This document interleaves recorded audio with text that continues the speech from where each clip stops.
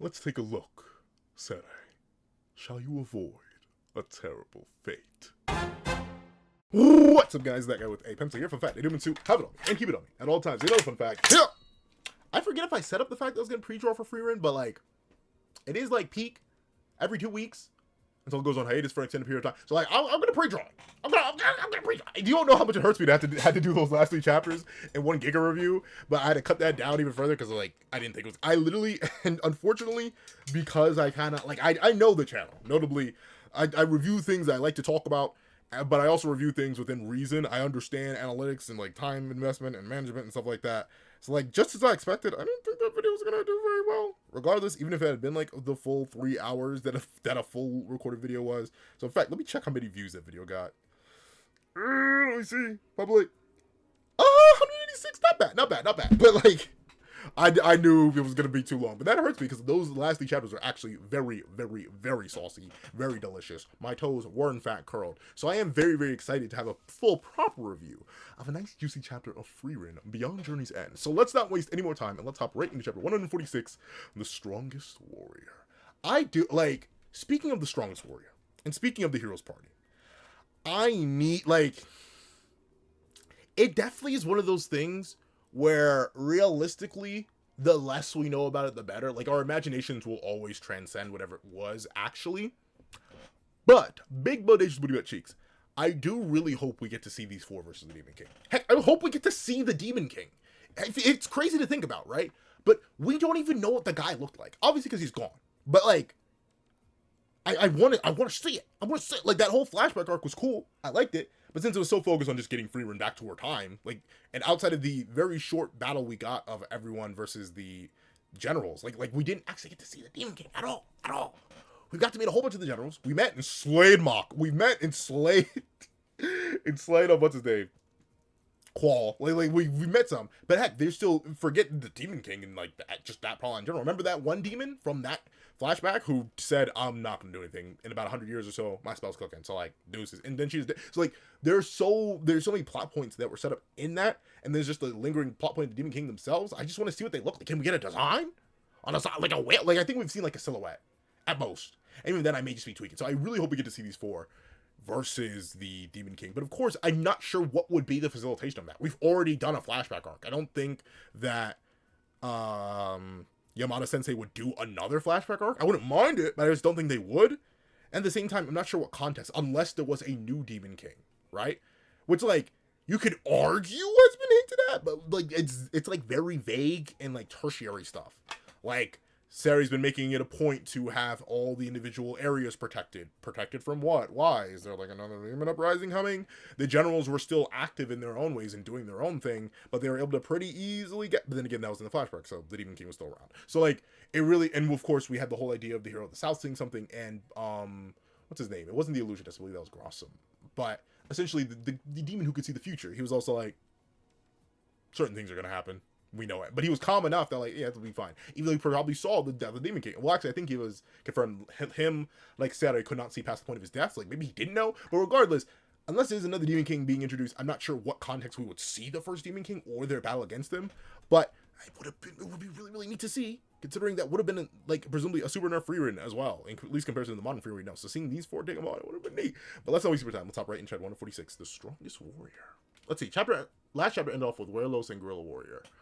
So let's see him cook. Oh, there we go.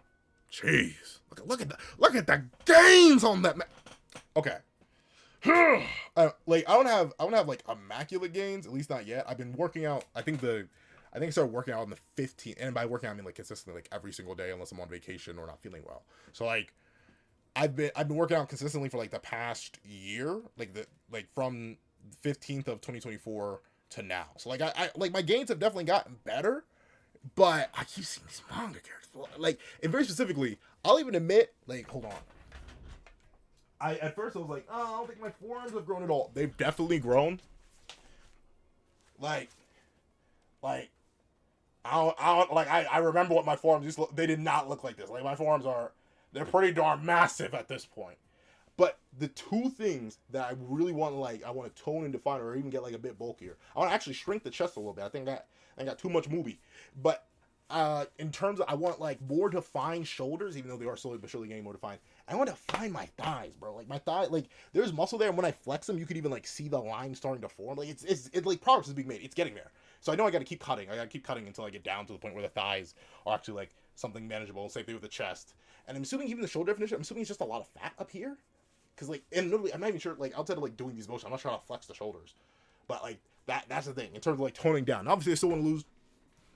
Like if the Mew face that I do could like become a reality, if my face could just always look like this, then I'd be in like perfect games. But like Werlos is an example, dog. He's got the high cheekbones, he's got the defined shoulders, he's got the gargantuan biceps, the well-defined fore. He's just built like that. He's just built like that. So obviously, I don't care if he's only like half my height. I need the Werlos physique. Let's see. Are you for real? It's all snow melt. You'll die if you stay in there. Oh. I mean, actually no, it wasn't confirmed. They're like pretty much dwarves at least in this universe. Like honestly, like dwarves in most mythologies are like very very resistant to like extreme temperatures, especially heat. Like obviously, the reason you hear what mainly comes to mind is like Norse and other types of stories where dwarves are known for working in forges because the heat doesn't bother them. I'm assuming it's the same thing in the Frieren universe. And I believe we even saw, he was dropped by a dragon. I'm not sure if Ison was ever, like, fire was breathed on. I don't remember. But essentially, I think they are just extremely resistant to high temperatures. And also, he's a shadow warrior. Something like this wouldn't really bother him at all. Let's see. Are you for real? That's all snow melt. You'll die if you stay in there. It is interesting, though. Guerrilla Warrior, despite clearly being hardened by whatever he had to do to become a Shadow Warrior, like whatever context led him to this point, he still clearly does care and is worried. It doesn't look like the face of a stone-cold slaughterer. It looks like a worried man. Let's see. I swear I'm here. I know. That's why I'm worried. Hurry up and get out of there. Yeah, so like... Oh, and shout out... I didn't even mention this last chapter because I only have 15 minutes each. And I'm not going to go all the way over there because that Buster Sword is so mad heavy for your boy. Yo, wait. Speaking of games, I'm sorry. The Werlos, looking at Werlos got me thinking about the game. Yo. I don't know, but like, I've taken pictures and stuff, so like, I know I've got, like, my physique has changed, and like, I'm just physically stronger in general. But dog, like, the fact that I can do this at all, and maybe like, Pencil Man, that's just Mjolnir. Ow. Ow. See why I went ow? This is a solid hunk of metal. Like, you hear that? You hear that? There's no, it's not hollow. It's not like my, it's not like this Mjolnir. This Mjolnir is plastic, right? Oh! Almost broke everything. But like, this Mjolnir right here, it's plastic. You know, it's a nice little toy. This ain't no featherweight. This is a real hunk of metal with a real solid core. So, the fact that I can wield it and throw it around like that, I got my gains up. But it's not even that. That was the thing I tested today. Sorry, I'm going down a whole gains route. And I'm sorry, there's currently a chainsaw going on in the background because my neighbors, I guess, want to chainsaw something in the dead of night. For reference, I'm recording this well after the sun has gone down, and there are noise ordinances. And if you wondered, hey, Pencil Man, if this was affecting you during this review, or you knew it was going to affect you during this review, and it affected your Chainsaw Man recording review, why are you still reviewing anyway? Because I need to get things done, alright? And I'm going to trust editing me to edit it out. But all that being the case, and then try to talk over that to hopefully make sure it's not too bad, what triggered me to even realize I'd gotten so much stronger was this. It'd be like, pencil? What's this? It's not fully metal, I can tell. You're right, it's not fully metal, but it used to be super heavy for your boy. This is now, now, I can actually wield Rita as it's supposed to be intent. Like, for the longest time, I couldn't even, almost dropped. But, like, I literally couldn't even wield it at the hilt or wield it properly. Like, it's a one-handed axe, right? That's what Escanor points out. Like, it's meant to be a one-handed axe. I could have never wielded it like this. Until now. Until my gains got alright. So, I'm sorry. I just think we'll swallow it all together. Like, the fact that your boy could do it, like, my toes. But enough of that. Let's hop right back into the chapter itself. Sorry. That was my daily amount of self-glaze. I did it for the one time on camera. But back to the chapter itself. Hurry up. That's why I'm worried. Hurry up and get out of there. All that to say, I forgot to mention that he's literally wielding the Buster Sword. Like, that is just flat out a Buster Sword. I'm not sure if the Buster Sword was a type of sword before it was the Buster Sword, but that's literally just Cloud's and Zack's and all soldiers, first-class soldiers' Buster Swords. But let's see. Honestly, Clementis always forces us to do the riskiest things. Okay, so yeah. So they are directly working under Clementis. That was confirmed. Whew! Man, look at the shoulder. Let's see. I didn't have a choice. It seems some people around here know my face. Ah, yeah. Yeah. But also, he's pretty conspicuous. I like... Notably, despite the Empire being a clear place of high magical influence, it's clear that there aren't actually many dwarves. Werlos is the only one we've seen. And obviously he was playing a beggar, so he covered most of his body. But like his build, his appearance, his beard, like unless he shaved everything, like obviously he's gonna be very memorable because, you know, he's a dwarf. Let's see. Know my face. You really think so? The statues and portraits honoring your achievements were all destroyed a long time ago. Nobody remembers you anymore. And I like how it is Guerrilla Warrior. I believe his new name is Kreese. I forget what his current like fake name is. But Guerrilla Warrior, he was all about memory. That's why he called himself Guerrilla Warrior in the first place. So it's interesting that just like Werlos here, and it's cool that these two are paired up. Just like Werlos here, it was a person who was concerned about their legacy, concerned about being remembered, who wanted to be immortal through others' memories in a very Axel/Lee from Kingdom Hearts style kind of got it memorized, like that kind of motion. He's the one talking about how no one remembers Werlos anymore. And he looks, like, he doesn't necessarily look sad, but he looks resigned to that fact, right? Like, ultimately, all the statues, portraits honoring your achievement, that legacy that Werlos was supposed to have is all gone. It's pointless. So why would he worry about being remembered if no one remembers him? But, obviously, that's Guerrilla Warrior being too focused on the idea of legacy in the past, not the legacy now. Obviously, Werlos isn't referring to those old statues and portraits, I don't think.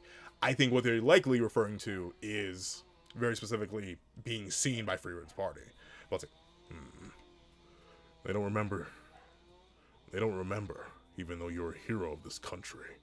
Yep, see, yeah. So he's very caught up in the idea of like not being remembered. And I do get that, right? Like it is crazy to think about like mortality and how ultimately if humanity does make it past like these next, let's say humanity makes it another 500 years, right? Assuming we somehow don't mess this all up, though the way we're fast tracking it looks like we will. But say we survive another 500 years, I will not be remembered. Unless I do something crazy in the next lifespan, like in the remainder of my lifespan, I'm not going to be remembered even by my own family. Unfortunately, I don't even know my great-great-grandfather or great-great-grandmother, either of them, any of my superior ancestors. I don't even fully know all of my current family that exists right now. And I'm not talking about like, oh, second cousin, third cousin, twice. I'm talking about like first cousins. Admittedly, my dad had a lot of siblings. So naturally, there are going to be a lot of kids, and we don't live in the same country. So like, naturally, we're not going to know each other that well. But still, that's the thing, right?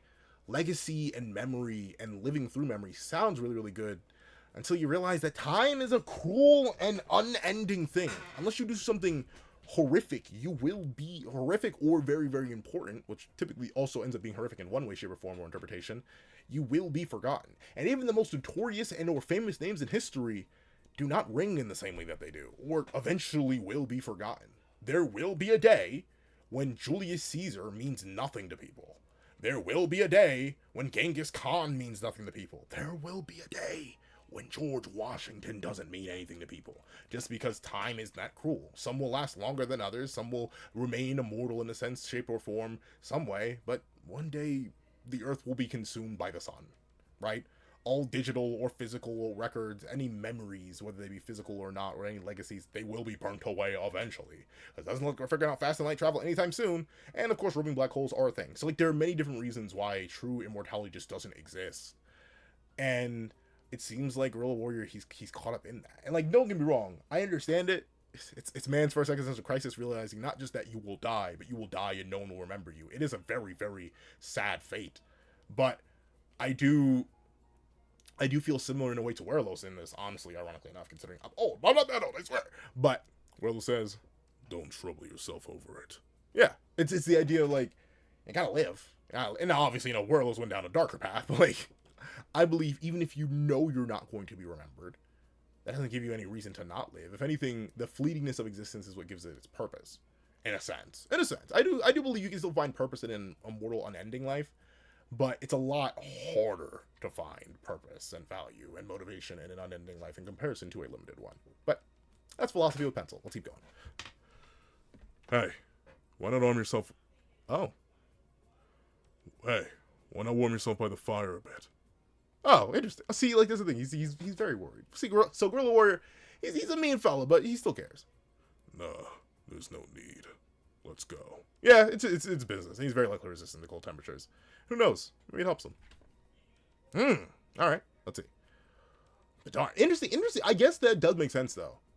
If anything, you would think Werlos would wield like an axe or something, but he probably wields the spear. I wonder if he's the one who slaughters Seta. I'm assuming it's Ro, right? Like, a lot of people are also on that same page where, like, Ro is probably the person who's going to go in and probably even has the future sight in order to threaten Seta in that way. The guy who slaughtered Minos, right? But it would be interesting if it's Werlos, right? A forgotten warrior, a forgotten piece of history, taking down the living embodiment of history in Seta. And he presumably wields a spear because it makes up for the ranges of advantage he has from being a dwarf. He's short. Let's see. I keep coming back to this, but you're tough as all get out. What in the world is your body made of? Oh, did he destroy the wall? They went through? But at the same time, yeah. This is normal for a warrior. It's most definitely not. But you know, it's sometimes, like, and notably, I'll admit, I do glaze my dad. So this is one of the things where I will never forget it, even as I am old and gray. My father was standing on the roof of the garage. And then something happened. I believe we were called for dinner. And my father went, oh. And he, from the roof of the garage, it's not like a 2-story garage or anything. It's just a 1-story garage. But from the roof, he was like cleaning out the leaves from the top of the roof of the garage. He just leaped down. Just straight hopped down. And then walked. Like leaped, squatted, stood up, and walked away. That was the most, like, what on earth? Like, obviously, I was younger at the time. And who knows? I could possibly go back to that old garage, climb on top of it, leap down. No problem. I probably leaped, well, to be fair, I've hopped in the water. Like, I've leaped higher distances into water. He leaped on straight concrete. He didn't even, like, there was grass right next to the garage. He didn't hop on the grass, the softer ground. He hopped straight into the concrete and walked right off. No problems. And those were moments where I was like, are you? What? like a moment where my brain just broke. And I understand that. But obviously this is scaled up to mythical states. And I can't blame Guerrilla Warrior, who's presumably a very powerful and dangerous warrior himself. He is a shadow warrior. Looking at Werlos and being like, what? What? Let's see. It's most definitely not. Yeah. Maybe you're right. I wonder if that's a testament to, like, what Werlos has seen and been through. Look at his response here. He's like, but at the same time, I understand. Like, once you, it's funny, right? I talked about, like, how much stronger I am in comparison, and a little bit more self-glaze. I know I said I had my fix earlier, but I'm a little bit more self-glaze. There are things that I just do now in regards in relation to my strength I just don't think about as much anymore that other people find impressive, right? And ultimately, it is sometimes where I do need to be reminded, hey, you aren't, like, the strongest, but you're stronger than the average bear. I forget what it... no, I, like... For work, we had to, like, carry cases. And I'm lazy, so I like to do things all in one go. So, like, I stacked 5 cases on top of each other, picked them all up, and walked. And then my boss, and then my other boss were like, are you okay? And I was like, yeah, it's fine. Like, that's not all right. And I was like, oh, no, but I'm fine. I'm like, yeah, you're fine. But that's one of those moments, right? Where ultimately and I feel like anyone who has, not even is just strong, right? Because I'm relating it to strength, because we're talking about, like, Werlos and durability and allocation of strength. But I feel like anyone who has, like, something that is extraordinary about them, but has become such a core fundamental part of who they are, they don't think about it anymore. Like, I remember my friend who was very, very, very good at math, basically a living calculator. It wasn't crazy. It wasn't crazy for him to do these, like, multi-stage calculations, like division, multiplication, and then exponents all in his head, and then just write it out. It wasn't crazy for him because he just done it so long. It was part of his biology at that point. So until he was reminded, it was like, yeah, maybe you're right. I think it's normal, but it's not normal for everybody else. Let's see. Yeah, maybe you're right. This is normal. That's normal. You say things are... Oh, interesting. This is normal. That's normal. You say things are normal an awful lot. It's a habit I picked up from an old friend. Oh, that's why Aizen was on the... That's why the hero's part... Okay. It's a habit I picked up from an old friend. Till I met him, I never once doubted that I was the strongest warrior. But he taught me that a warrior's pride and fearlessness, even in the face of death, can become deadly weakness. So interesting. And notably, it looks like Werlos was already older here. Like, he's fully bearded up and kitted out. So, but in comparison to Ice, I do wonder now how these two compare to each other. Because we know dwarves do age at a much more accelerated rate than elves, even if they do live longer than humans. So I do wonder, like, how old were both of them during this encounter? Was Aizen still in his prime while Werlos was getting out of it? Like, what was the point here? But it's clear that obviously Aizen humbled Werlos in a way that stuck with him permanently. And they were even seemingly friends, which I do respect. All right, interesting. I wonder if they fought together any time during the hero's journey. Like, what was the event that made Werlos a hero that eventually got destroyed and wiped away? It's because of him that I've survived so long. I've looked death in the eye more times than I can count. But each time, my once timid friend's words kept me calm. So it's normal. That's what I keep telling myself. So interesting. He even fought Rivale. I think his name is Rivale, the war general.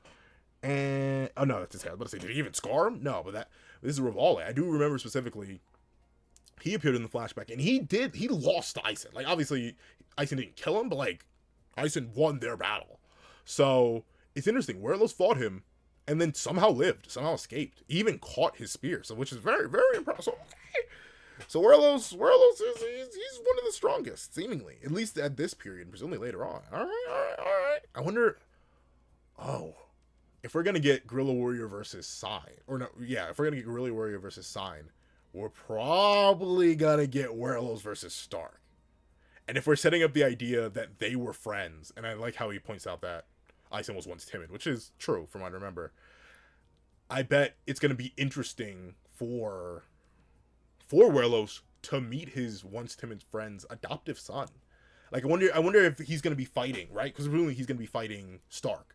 And in the mid, Stark is going to go for, I forget what it's called, like the Thunderfall, that overhead swing with his axe.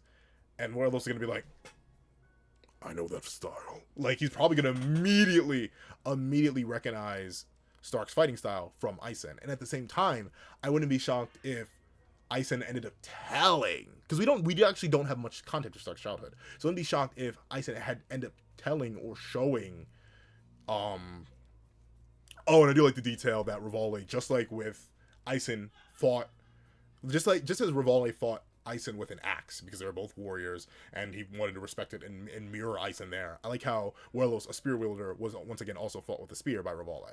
But with it being the case, I wouldn't be shocked if Stark recognizes Werlos in spite of everything being erased because of the living memory, going into what Guerrilla Warrior is all about, because of the living memory that was Aizen transferring Werlos' fighting style to Stark, or at least like using it previously. Let's see. I don't buy it. We've known each other for a long time now. Seems like you're always on the lookout for somewhere to die. But two things can be true. Two things can be true. You can simultaneously fear death, but be ready to accept it at any moment, right? Especially in like the line of work you are. You're both Shadow Warriors. Like, I feel like you should understand this a little bit, Guerrilla Warrior. But I'm assuming Guerrilla Warrior is new to this, right? He's probably not true to this just yet. I was like, I'm looking for somewhere to die.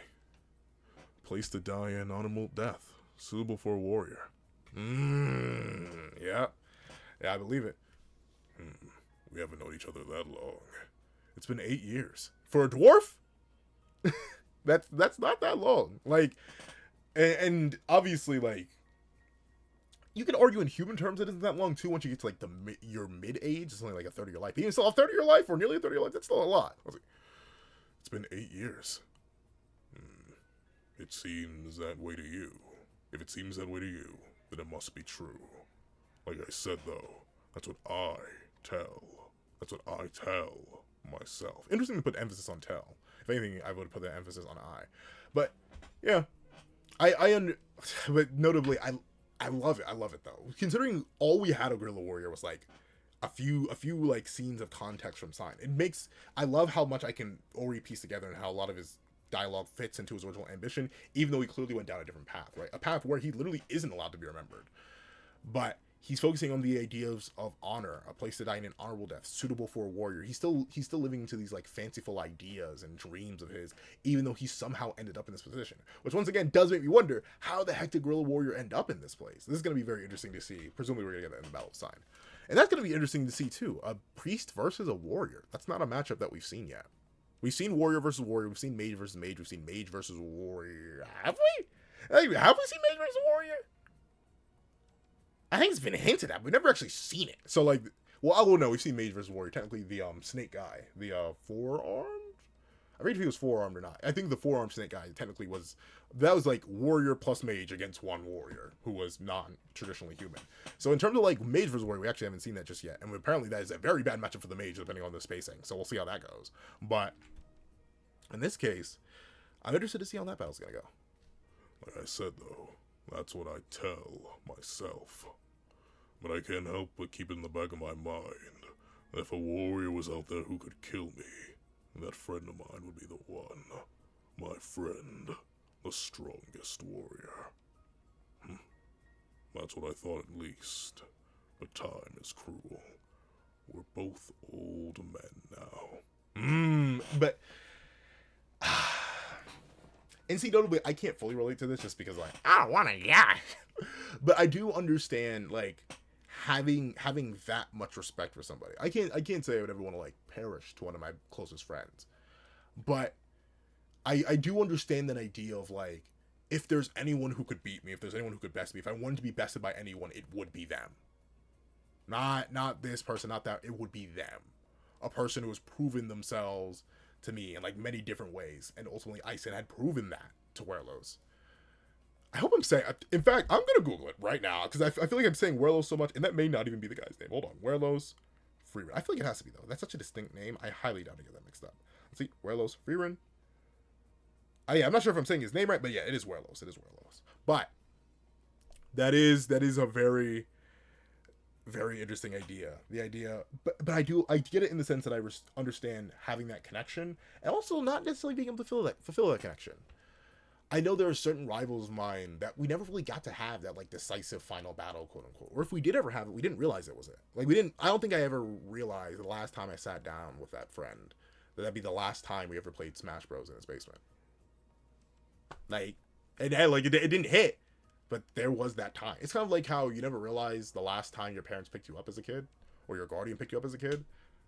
But you think back on it, I can't even remember it because I was so young. I'm like, my memory sucks, so like I can't remember it. But it's one of those moments where like that whatever time that was where a decisive final battle could have happened, it either did and I just didn't realize it, or it just never happened because time is cruel.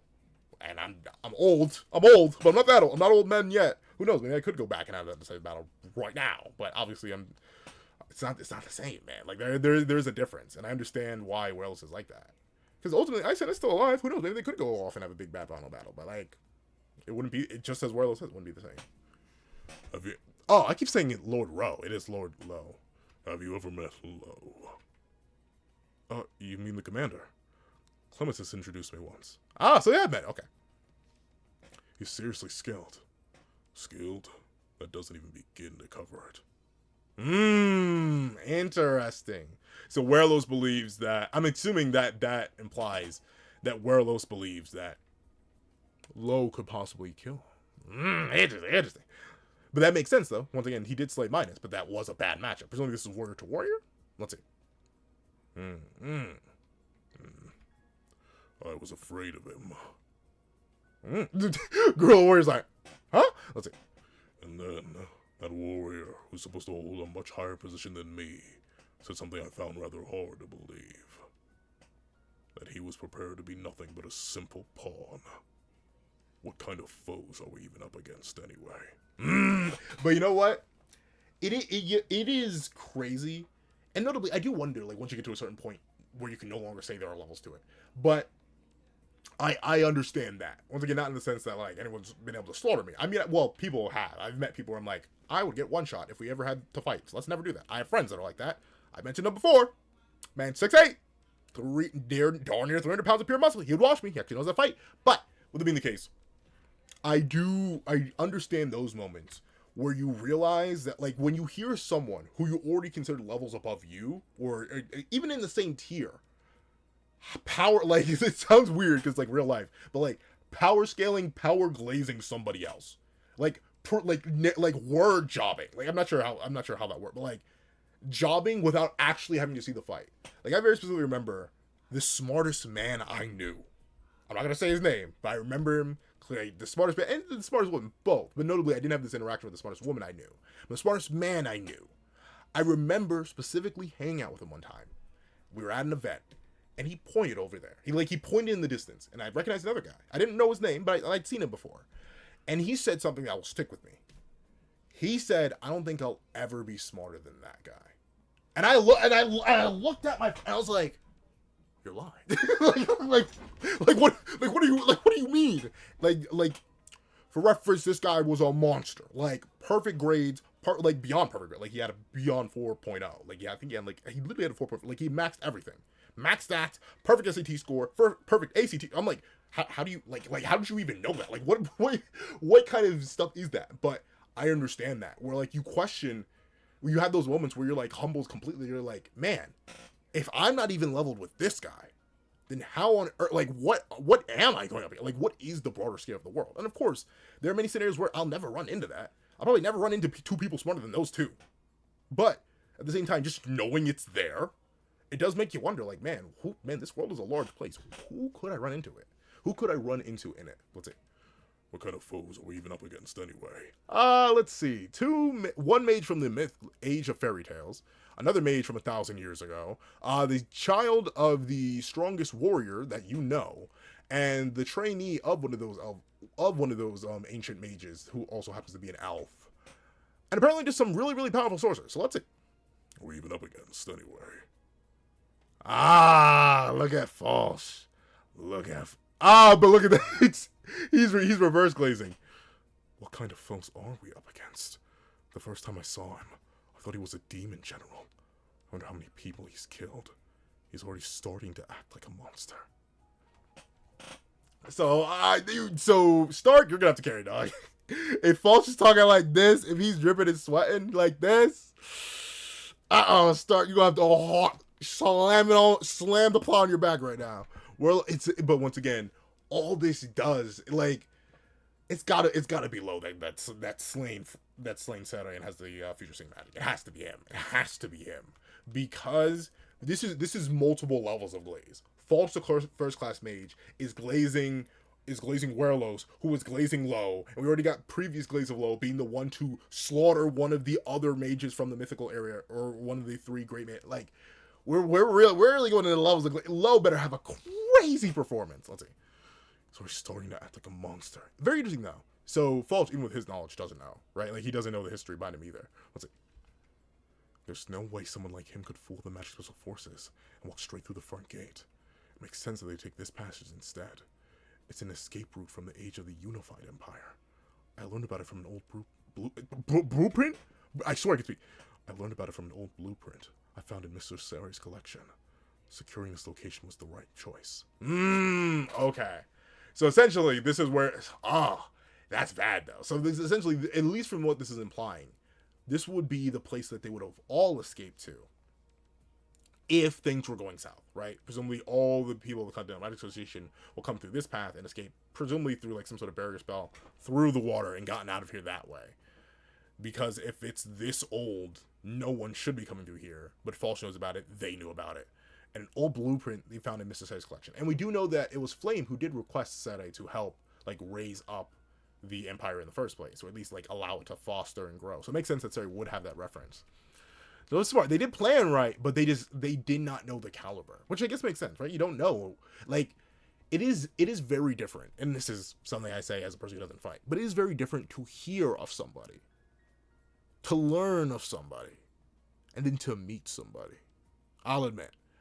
I'm not sure if anyone's ever had that interaction with me. I have been spoken of before, many a time. I don't know why. Some people claim Pencil having a magnanimous amount of aura. I'm kidding, no one ever claims that. But, like, people I've mentioned, I've heard of you, Pencil Man. And I'm like, in what context? I was only good things. It's like, I'm not sure if I've ever had that reaction to people, but, like, I know there have been people I've heard of and I've heard glaze for, and I've been like, interesting. And they've earned my respect on that alone. But then I met them, and I was like, oh, the words don't match. And that's just through like how they carry themselves, their build, how they speak. Like there's a variety of times, whether it be in skill or technical aptitude in a certain area, whether it be literally just how they appear. Like some pictures sometimes don't do people justice, right? I'm not very photogenic, but I know there are some times where people are photogenic, but then you meet them in person, it's like a completely different vibe. And then of course there is like, just actual combat ability. Like I remember hearing like the friend I always mentioned, 6'8", nearly 300 pounds. I heard about him. I kept hearing about him. He didn't have an Instagram at the time. I had no reference for the man, but I kept hearing about him. And when I finally met him, I was like, oh, sweet mother of like I knew I would lose instantaneously. So there are levels to it. Let's see. Last time when I saw the others, there weren't any wanted...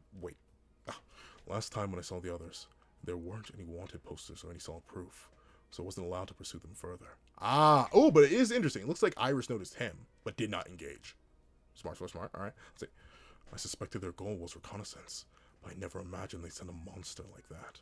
Still, this information is worth the risk. I feel like he's about to get attacked. I feel like Paul is plotting right now. But if Werlos is as much of a monster as he said, even with the spell up, I'm assuming Werlos is about to attack him. Still, this information was worth the risk. Now that I know now that I know the only one on the wanted poster is the commander of the Shadow Warriors, a man called Lo. So he was able to fully... So, Lo was completely unknown. Which is crazy, considering he's responsible for the death of Minus. So I'm guessing that must have been the sneak of doom, despair, and everything unfair. Because for them to not have any reference on the death of the man who slaughtered one of the 3 great mages? You're the Continental Magic Association, you don't have any information on that guy? That's crazy. Was it? Man called Lo. If I recall, the Governor General of the English. If I recall, the Governor General of the Lobia domain in the far north of the Empire is also named Lo. Going by the roster of Imperial officers Lineal obtained, he was an outsider who earned his reputation through covert operations in the south. Okay. The southern lands. I have a bad feeling about this. Oh yeah, interesting. So I haven't gotten that far. Right now, I need to meet back up with Frieren and the others so we can bring them down together. He's definitely... Falch is about to take serious damage if not die here. I'm scared now to turn the page. There it is. Alright. I can't allow that thing to enter the palace. Yo! The Werlos glaze is crazy. And why is it all backfeeding in the low, dog? Let's see. I hear breathing. Falch is like... Oh, curse my humanity, dog. That's interesting though. Even with a suppression spell, presumably, he was able to be detected. I'm sure it's just a wolf. Oh, I thought about a wolf. No, it's just wolf. Yeah, I know. I think it's the archer guy, I believe. I'm sure it's just wolf. He loves skulking about in the shadows. That's what I thought too. But their heartbeat quickened just now. It's an enemy. Yeah. So you know what? That is an insane level of like spatial awareness. Like I don't know, especially because some of my senses are dull relative to others. Like I think I have relatively sharp hearing, but I don't have perfect vision. I just don't need to wear my glasses anymore because I don't need them in like any scenario I consistently exist in life. Because I'm nearsighted, I'm not farsighted. But like I know people. In fact, I'm related to some people who have like extremely acute senses of smell, and it's impressive, but it also is kind of creepy sometimes. Like what they're able to discern simply by like taking a whiff of the air. What happened? Like, for example, my little brother has an exquisite sense of smell. And, like, he located something by its scent. And I was like, what's wrong? Like, I'm not saying my sense of smell is bad, but I was like, I have a normal sense of smell. We were nowhere near what he was looking for, but he, like... And he just turned and went. And I was like, okay. But, obviously, I'm assuming this isn't scent. It's just heartbeat. He was able to hear it. Let's see. It's an enemy. No. Is Falch about to die? Is Falch really about to die? I'm begging you not to do anything stupid. Move, and I'll kill you. Am I about to see Falch's head roll this thing? Please! I don't know that much about Falch, but please don't off him. Alright, he's activating his magic. Yep. Darn. Yep. Jeez! Let's start. Stark, we need you. Stark, right now. The arm is gone. But yeah, he did spare him. I was like, I told you not to move. It'll be your head next time. you're allowing me to have a next time. You're more reasonable than I expected. What a relief. Was this chapter just a glaze sesh on a glaze sesh on a glaze sesh wrapped in a glaze sesh with some character work in between? Absolutely. It's still gas though. It's not like this definitely is like a strangely enough, despite Falsh literally losing an arm. This is truly the glaze sesh to end all glaze. I just realized Falsh. What? Oh, those are he's wearing pants and then like high seat boots. But this narratively, this chapter is almost somewhat fillerish, right? Like not too much happens right until the very end. We already knew that Werlos and Guerrilla Warrior were here. In fact, we already ended last chapter at basically this point, right? Like when they were walking down the hall. But this chapter does a few important things, and two important things I respect. Once again, it reinforces the glaze of the heroes party, which I think is always important, considering obviously we're following one of them as our main character. We have the legacy of one of them in one of our main characters in Stark. We have another legacy of one of them in our main characters in Sign. And obviously, we technically don't have a hero replacement, right? Like, legally speaking, we don't. I mean, technically, I guess it would be Stark, but at the same time, another mage, which you could argue technically would be Fern, weirdly. Unless you say that Frieren is technically meant to be the leader, like Himmel was, and then Fern is the new Frieren. But reinforcing that level of glaze, very, very important. Obviously, talking about reinforcing the idea that dwarves, and especially someone like Werlos, who's an extremely skilled warrior, just like Ison is basically superhuman, not just in the fact that he's a dwarf, but also just in like his resistance and his abilities to fight and go against certain things and resist certain things like high or cold temperatures, essentially extreme temperatures in general. Very, very important to remind us, considering we haven't seen a dwarf in a while. So that's good to do. Setting up Guerrilla Warrior and reminding us of his main motivations to be remembered and his fear of not being remembered, while at the same time building the intrigue of how he ended up in the situation in the first place. Very, very important on a character writing level. Giving us Werlos' philosophy and him glazing the hero's party, but also glazing himself in a way, or Guerrilla Warrior glazing him. I didn't realize how deep the glaze chain went. It's like Guerrilla Warrior and Falsh at the bottom, who are both glazing Werlos, who is glazing Ison, who is also, and Werlos is also glazing Low, who we know slaughtered one of the Great Mage. Like, we are going into levels upon levels upon levels, like legendary amounts of glaze. But you can get a Rivali cameo, which I do wonder. He never died. Where is he? Where is Rivali? Like, I want to know where him and the other, like, the melanated demon, where were they? The one with the spell. I want to know where they are. But with that being the case, we set up all that, the many layers of glaze, while reinforcing Guerrilla Warrior's character, even if indirectly, as long as you remember his main motivation. And we also set up Werlos' direction, if not a lack of direction. Once again, sort of setting up his battle with Stark by talking about his connection and his importance and his respect for Ison, and the feeling that ultimately, even if subconsciously, he's still looking for a way to die. He's so powerful, he's so strong, yet still inferior to Low, once again, hyping up Low once more.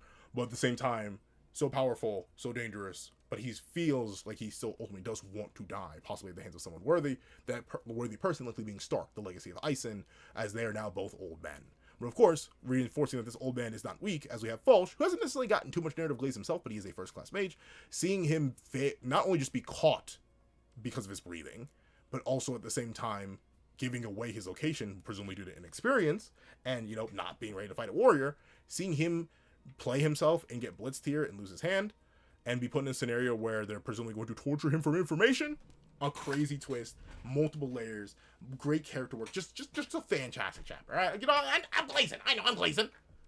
What is some worthy glaze? So, gotta hit it for the 2 times. If you made it all the way to the end of this video, please do me a favor and leave a hand for an eye. See, I did that. I remember his 2 phrases. A hand for an eye in the comment section down below. I did thank you who's watching. Please leave a like, share, comment, and subscribe. Make sure the notifications so you don't miss out on any news that come to the channel. Also, you're gonna have a page down below where you support me for as low as $1. Come on. These exclusive videos or the content and more. So now become a member of the channel for as low as $3 a month to get the same perks and more. So let's include the live reactions of this Tuesday to review and variations of all my videos, and you can comment to it on Patreon and $12 member. You can order whatever video you want. Also the link to my co-founder in the description below. You can drop 5 short video, 20 being small video, or any of these at all. Any support is always greatly appreciated. And I'd like to thank you so much for watching. Once again, I hope you guys have a wonderful day. This is that guy with the pencil, writing off.